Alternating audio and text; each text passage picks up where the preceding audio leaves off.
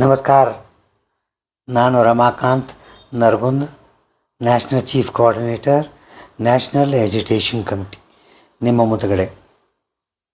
ನಾನು ಹೇಳಿಲ್ಲ, ಏನೋ ಮುಖ್ಯವಾದ ವಿಷಯ ಇದ್ದರಷ್ಟೇ ನಾನು ವಿಡಿಯೋಗಳನ್ನು ತೆಗಿತೀನಿ. ಬೇರೆ ಯೂಟ್ಯೂಬರ್ ಇದ್ದಾಗ ನಾನಲ್ಲ.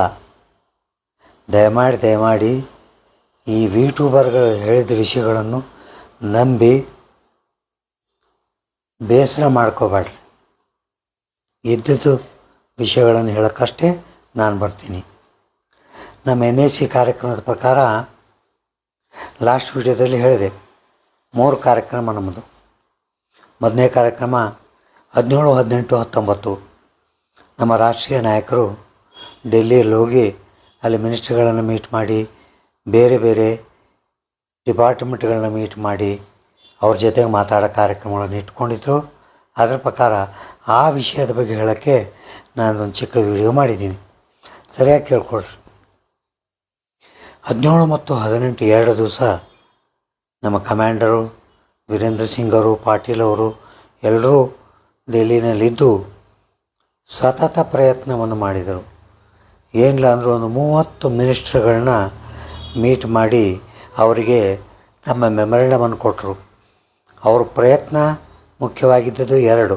ಒಂದು, ಪ್ರೈಮ್ ಮಿನಿಸ್ಟರ್ ಅವರ PA ಜಸ್ವಂತ್ ಸಿಂಗ್ ಅವರೇನಿದ್ದಾರಲೆ ಅವ್ರು ಮೀಟ್ ಮಾಡೋದು, ಹಾಗೂ ನಮ್ಮ Mansukh Mandaviya labour minister meet ಮಾಡೋದು. ಇವು 2 ಇದ್ದವು.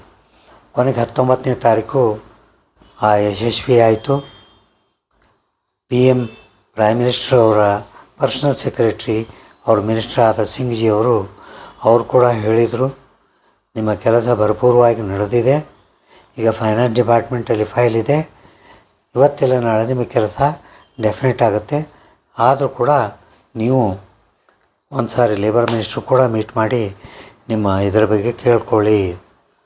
ನಮ್ಮವ್ರು ಹೋದ ಕಾರಣ ಏನಂದರೆ, ನಾವು ಮಾಡಿದ ಕಾರ್ಯಕ್ರಮದ ಪ್ಲ್ಯಾನ್ ಪ್ರಕಾರ ಬುಲ್ಡಾನಕ್ಕೆ ಪ್ರೈಮ್ ಮಿನಿಸ್ಟರ್ನ ಇನ್ವಿಟೇಷನ್ ಕೊಡೋಕ್ಕೆ ಹೋದಾಗ ಅವರು ಕೊಟ್ಟ ಲೆಟ್ರನ್ನು ತೊಗೊಂಡ್ರು, ಹಾಗೂ ನಮಗೆ ಕೆಲವು ಗೈಡ್ ಕೂಡ ಮಾಡಿದರು.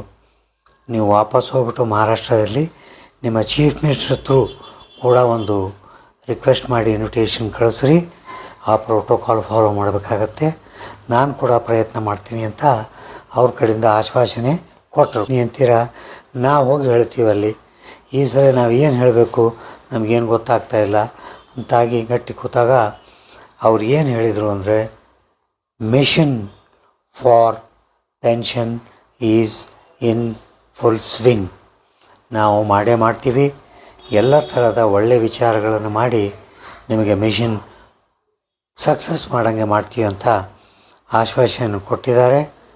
ಅವ್ರು ಕೂಡ ಹೇಳಿದರು, ನಾವು 3 ಡಿಪಾರ್ಟ್ಮೆಂಟಲ್ಲಿ ಆಗಬೇಕದು. ಒಂದು ನಮ್ಮ ಡಿಪಾರ್ಟ್ಮೆಂಟು, ಒಂದು ಫೈನಾನ್ಸ್ ಡಿಪಾರ್ಟ್ಮೆಂಟು, ಒಂದು ಪ್ರೈಮ್ ಮಿನಿಸ್ಟರ್ ಲೆವೆಲ್ ಡಿಪಾರ್ಟ್ಮೆಂಟು.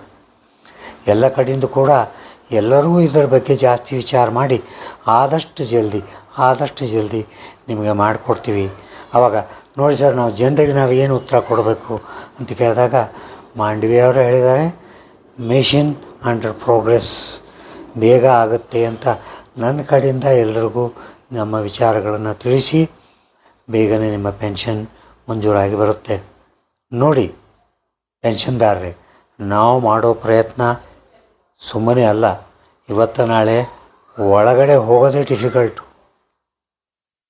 ಪಾರ್ಲಿಮೆಂಟ್ನಲ್ಲಿ ಹೋಗೋದು, ಮಿನಿಸ್ಟ್ರ್ ಆಫೀಸಲ್ಲಿ ಹೋಗೋದು, ಇದು ಸುಮ್ಮನೆ ಅಲ್ಲ. ನಿಜವಾಗ್ಲೂ ಹೇಳಬೇಕಂದ್ರೆ ನಿಮಗೂ ಎಲ್ರಿಗೂ ಅನುಭವ ಇರುತ್ತೆ, MP ಗಳನ್ನು ಮೀಟ್ ಮಾಡಲಿಕ್ಕೆ ಹೋಗುವಾಗ ಎಷ್ಟು ಪ್ರಾಬ್ಲಮ್ ಆಗುತ್ತೆ ಅಂತ. ಆದರೂ ಕೂಡ ನಮ್ಮವರು ಈ ಬಿಸಿಲಲ್ಲಿ ಬಿಡಲಾರದೆ 3 ದಿವಸ ಪ್ರಯತ್ನ ಮಾಡಿದ ಮೇಲೆ ಕೊನೆಗೆ ಈ ವಿಷಯವನ್ನು ತೆಗೆದುಕೊಂಡು ಬಂದಿದ್ದಾರೆ.